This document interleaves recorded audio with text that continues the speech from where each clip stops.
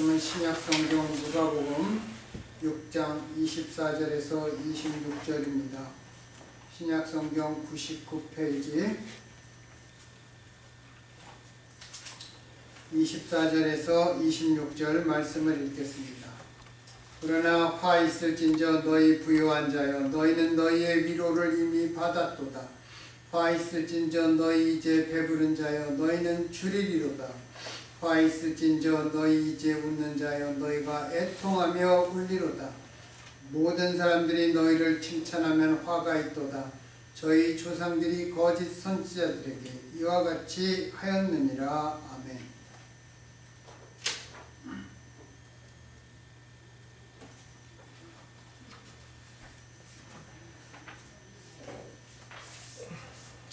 오늘 이 말씀을 읽으면서 아멘으로 받을 사람들은 그렇게 많지 않을 것입니다. 모든 사람이 칭찬하고 그러면 거짓 선지자라고 그랬습니다. 예수님 말씀입니다. 사도들이 말한 게 아닙니다. 사도 바울이 말한 게 아니고 베드로 사도가 말한 게 아닙니다. 예수님이 직접 말씀하신 것입니다. 또 예수님이 직접 말씀하신 게 뭐가 있죠? 지옥이 있습니다. 지옥. 그런데 오늘날 지옥이 어디 있냐 이렇게 얘기하는 그러한 목회자도 있고 신학생도 있고 신학자들도 있습니다. 우리가 예수님의 말씀을 들을 때 지금 화 있을진저가 계속 반복되잖아요. 눈을 크게 뜨고 봐야 되는 말씀인데 우리는 좀 우리하고 맞지 않는 그러한 말씀이라고 생각해서 그냥 지나갔으면 합니다. 구약의 유대인들은 부유한 자는 하나님의 복을 받은 자라고 생각했습니다. 그런데 그 복을 어떻게 받았냐? 그 사람이 하나님께 순종했기 때문에 의롭게 살았기 때문에 받았다고 생각했습니다. 지금 먹을 것이 풍족해서 배부른 자에게도 마찬가지로 생각했고 아무런 걱정 없이 평안해서 웃고 사는 사람도 마찬가지였습니다. 성경을 보면 아브라함과 이삭과 야곱도 부자가 된 사람들이었습니다. 그들이 가나안 땅에 이방인으로 들어와서 농사를 져서 100배를 거두었다. 이렇게 성경은 이야기하고 있습니다. 그러므로 하나님은 믿음이 좋은 사람들에게 재물과 복을 내려주시는 분이라는 논리 앞에 우리는 감히 틀렸다고 말하기 어렵습니다. 그것은 오늘날도 마찬가지입니다. 크리스찬 기업이 잘 되고 크리스찬 교회가 부흥하면 하나님의 복이라고 이야기합니다. 은혜라고 얘기합니다. 가장 먼저 저는 그거 방패막이라고 생각합니다. 하나님의 복이다 이렇게 얘기를 합니다. 이랜드라는 데 있죠. 박성수 사장이 참 신실한 크리스찬입니다. 많은 목사님들이 그 이랜드 얘기를 많이 합니다. 그런데 이랜드에서 일하는 직원들, 그 사람들 중에 불만이 있습니다. 하나님께 헌신을 강요하면서 직원들에게 희생을 요구해요. 봉급에서부터 그런 어두운 그림자가 있어요. 교회도 마찬가지입니다. 그러면 어려움과 아픔을 겪고 있는 그러한 또 불안과 빈곤을 겪고 있는 크리스찬의 가정과 기업과 교회는 어떻게 말해야 되겠습니까? 부흥하고 형통한 것이 하나님의 복과 은혜다. 그러면 작고 가난하고 보잘것없고 드러나지 않는 그러한 가정과 그러한 기업과 그러한 교회는 뭐라고 얘기해야겠습니까? 무엇이 부족해서 그렇게 됐다고 말합니까? 죄가 있어서 그랬을까요? 그들이 하나님의 방식으로 살아가지 않아서 그렇습니까? 이것도 그렇다고 말할 수 없을 것입니다. 부유하건 가난하건 형통하건 어렵건 건강하건 고통 속에 있건 우리들 모두는 부족하고 모자란 사람들입니다. 우리가 열심을 다해도 늘 뒤돌아보면 온전하지 못함이 보입니다. 예전에 조자택에서 공부할 때 우리 크리스찬 학생들이 모여서 이런 얘기를 했어요. 너는 최선을 다하는가?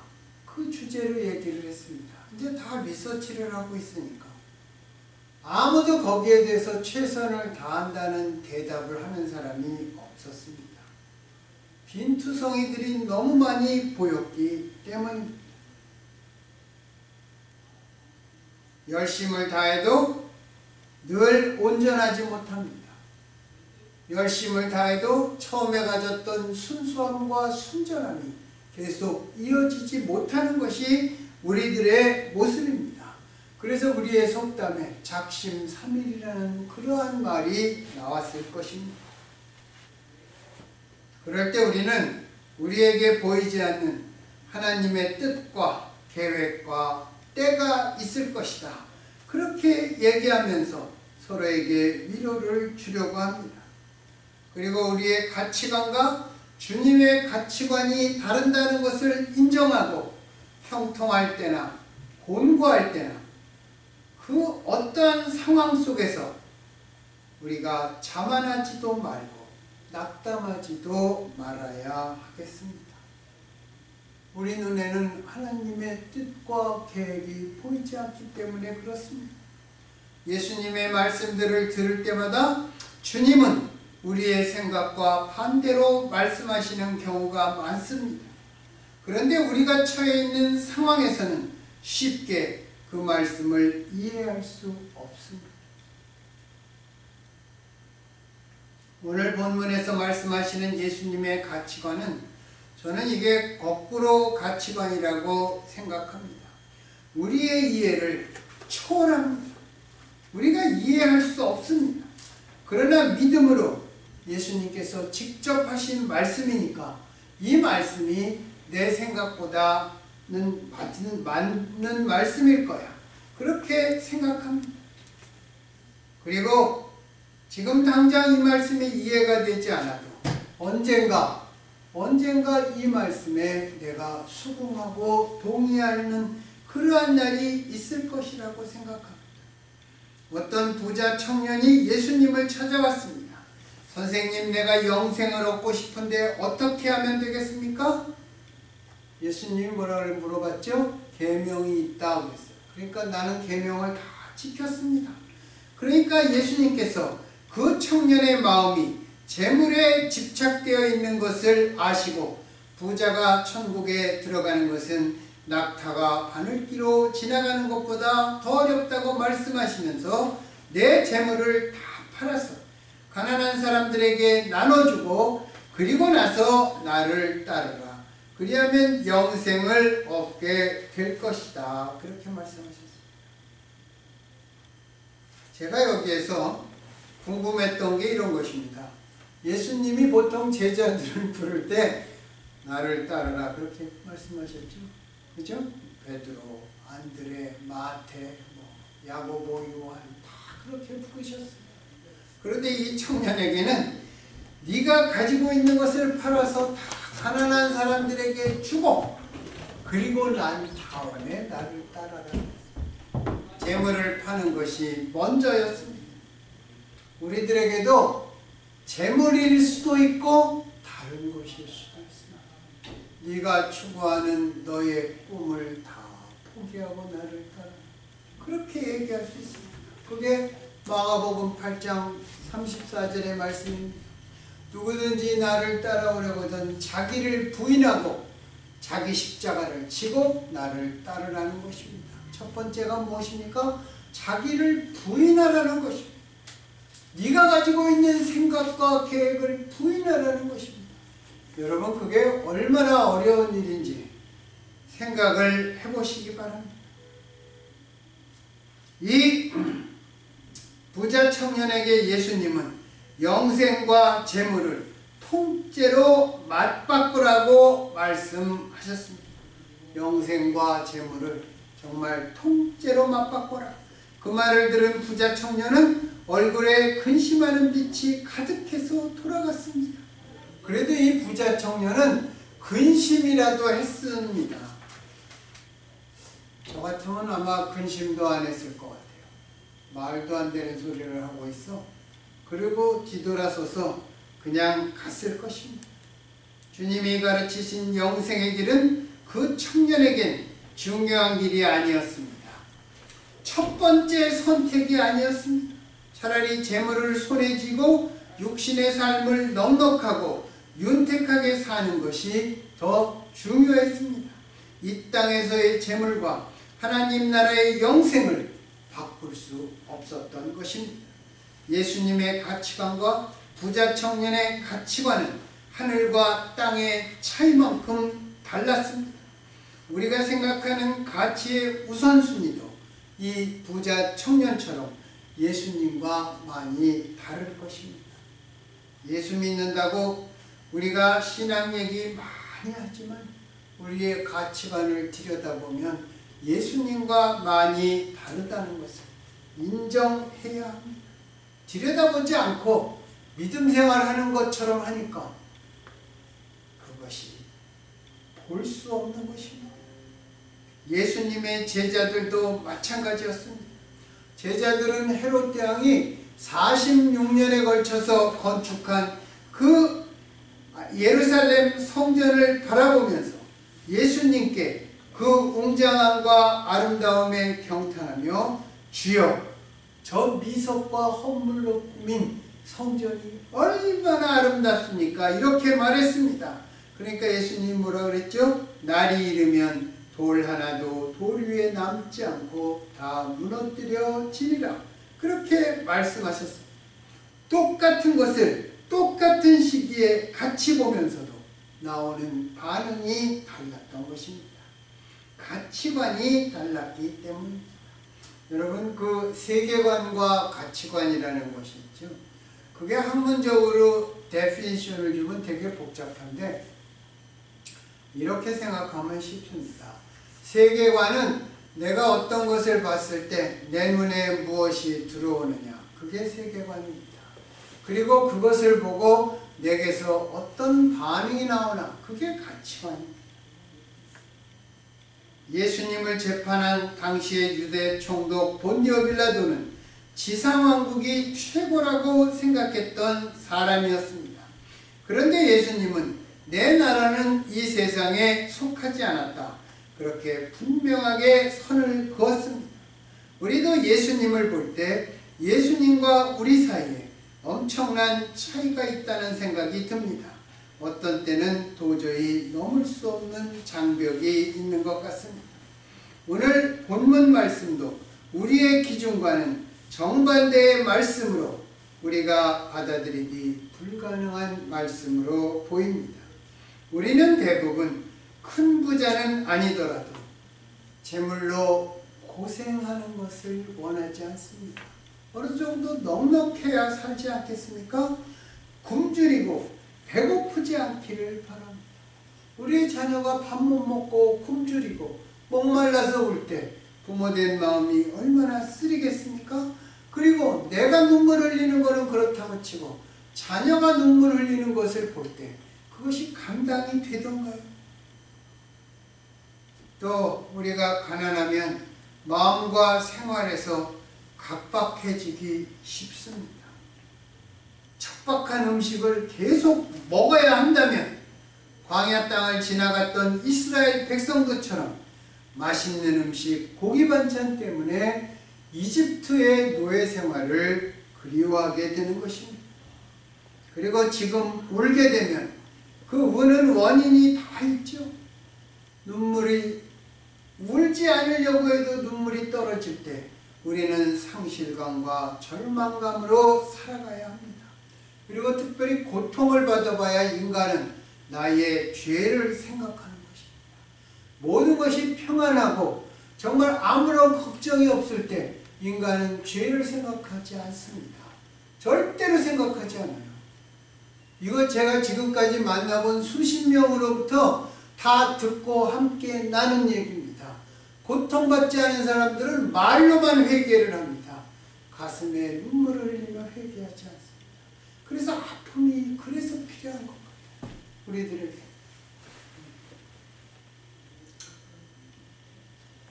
우리가 예수님께서는 근데 뭐라 그랬어요? 우리 부유한 자, 배부른 자, 지금 웃는 자들에게 화가 있고 그들이 애통하게 될 것이라고 말씀하십니다. 달라도 참으로 많이 다른 생각을 보게 됩니다. 그런데 우리가 어려운 상황 속에서 살아가는 사람들에게는 이 말씀에 위로와 소망이 깃들 수 있습니다. 여러분, 정말 어려운 사람, 이 땅에서 예전에 한국에서 정말 어렵고 힘들게 사는 사람은 민주주의가 됐던, 자본주의가 됐던, 공산주의가 됐던, 사회주의가 됐던 그들은 상관없습니다. 어떻게 살아도 어렵고 힘들었기 때문입니다. 그런 사람들이 소망하는 것이 무엇입니까? 모든 눈물이 다 씻겨지는 그러한 천국을 소망하기 때문에 그런 것입니다. 천국에 가면 모든 것이 해결된다고 정말 성경이 말씀하기 때문입니다. 이 땅에서 병들어서 고침받지 못하고 병 때문에 죽는 사람, 이 임종이 가까워오면 그들이 천국을 향한 그 기도가 정말 얼마나 절박하고 간절하겠습니까? 제가 아는 어떤 여자 권사님이 암이 걸렸어요. 그런데 늦게 발견을 해가지고 수술을 받지 못하게 됐습니다. 암을 안 지 한 1년 만에 돌아가셨는데 그 죽음을 한 6개월 앞두고 정말 천국을 가게 해달라는 그 딸의 기도. 아주 그 한국에서 그 남편이 되게 유명한 장로님입니다.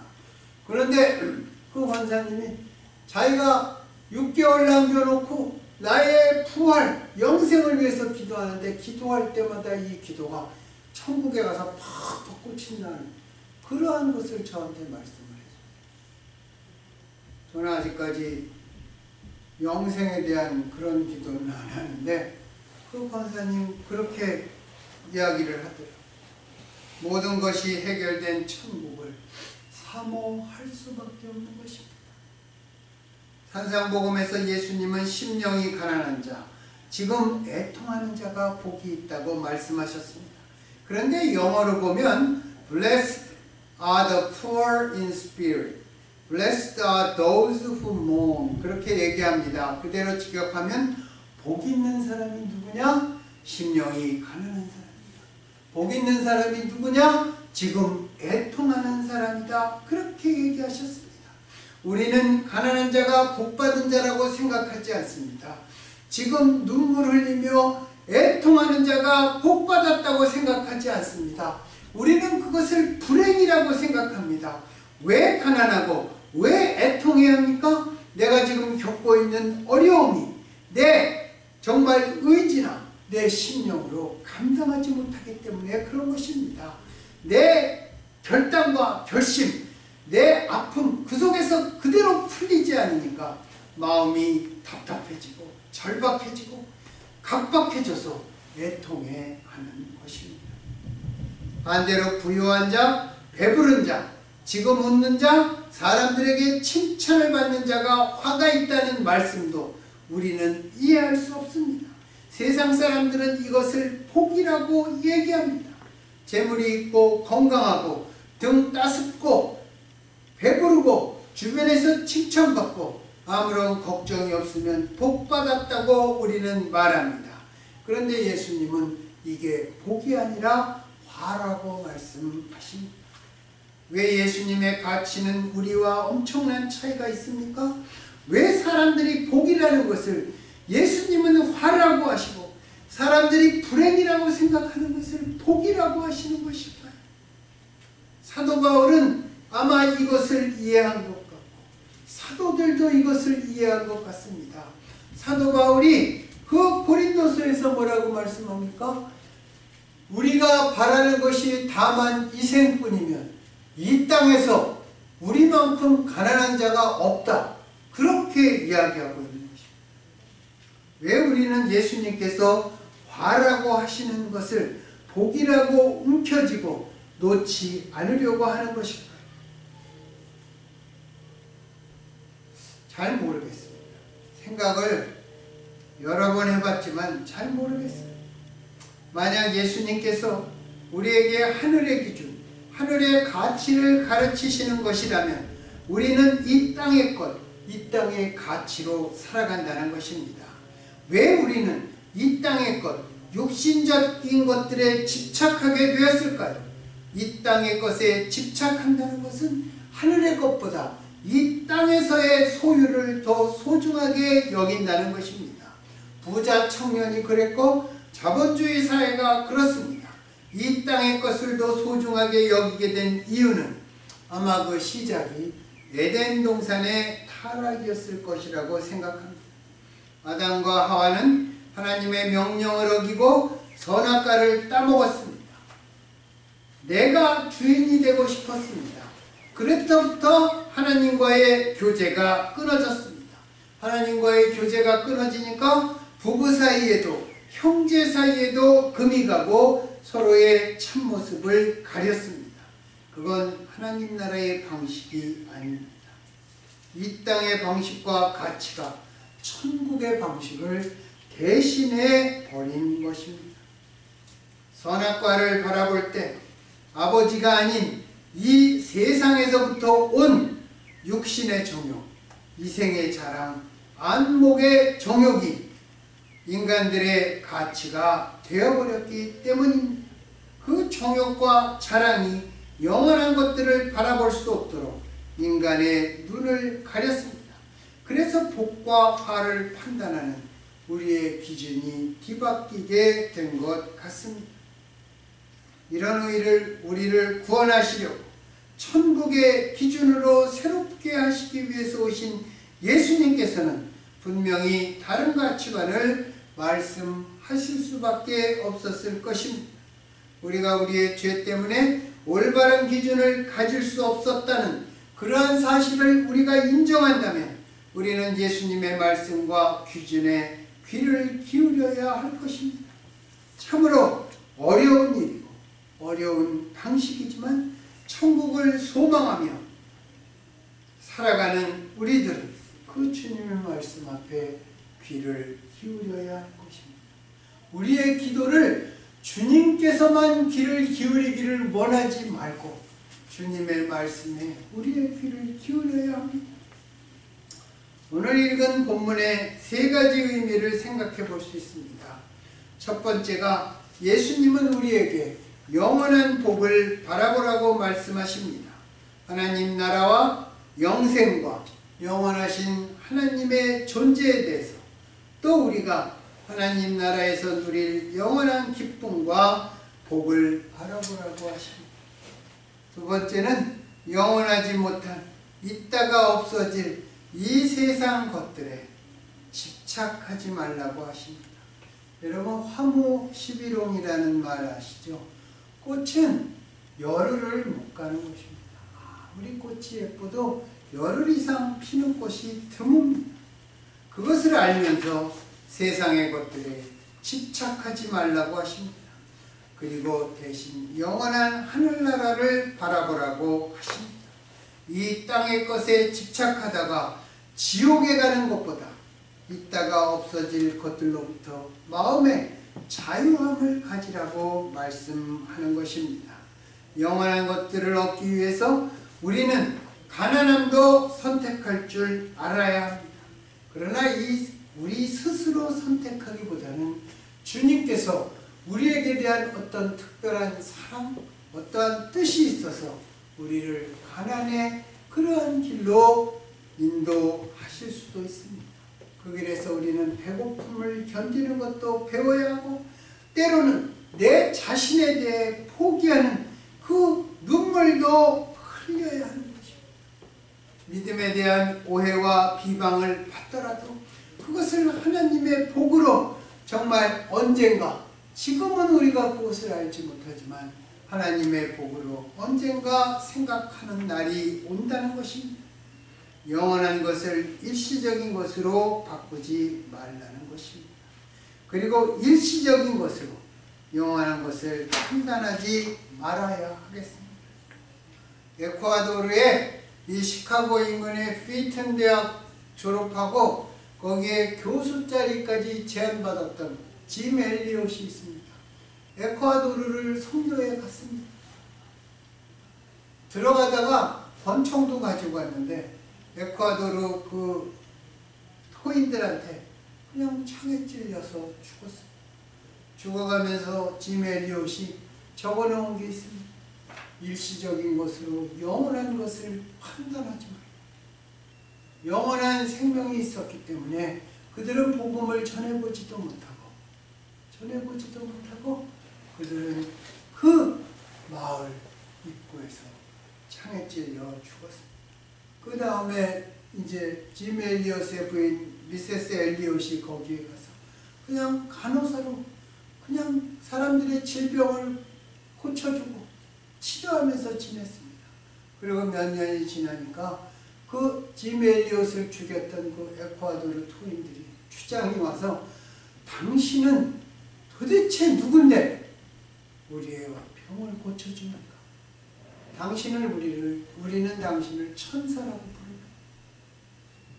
그랬더니 짐 엘리엇의 부인이 몇 년 전에 선교사들이 왔는데 당신이 죽인 사람 기억하느냐?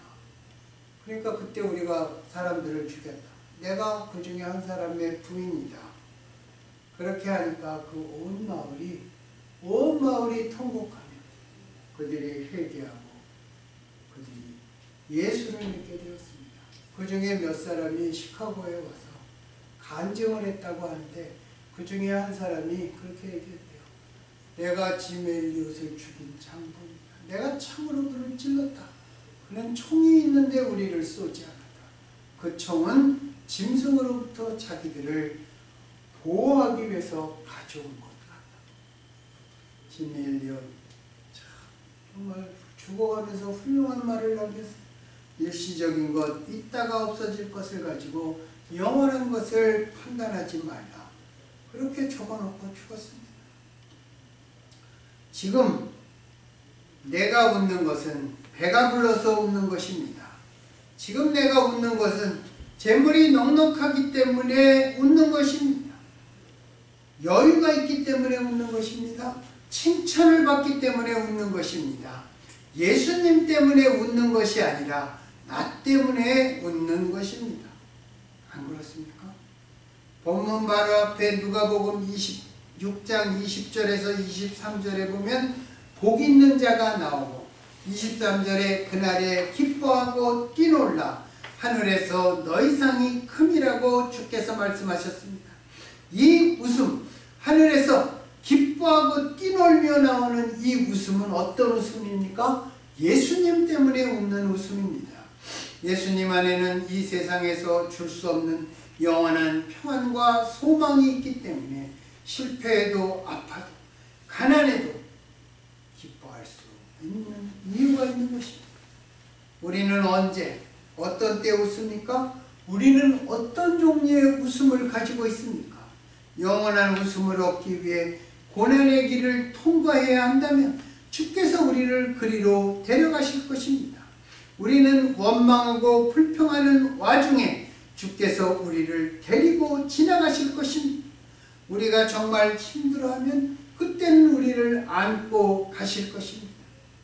또 우리가 좀 모자르게 살아야 한다면 그렇게 살도록 인도해 주실 것입니다. 그러나 우리가 그리스도 안에서 바라는 것이 다만 이 세상의 삶뿐입니까? 절대 아닙니다. 우리에게는 그 누구에게도 빼앗길 수 없는 부활의 소망, 영생의 소망이 어떤 환경에서도 남아있지 않습니까? 부자 청년처럼 영생을 버리고 재물로 말미암아 근심하는 그렇게 하면 살아가야 하겠습니까? 부활의 소망, 영생의 소망이 마지막까지 우리와 함께 할 것입니다. 천국의 기준으로 영원한 생명을 잇대어 살아가는 우리 모두가 되기를 부활하셔서 우리를 기다리시는 주 예수 그리스도의 이름으로 축원합니다. 기도하겠습니다.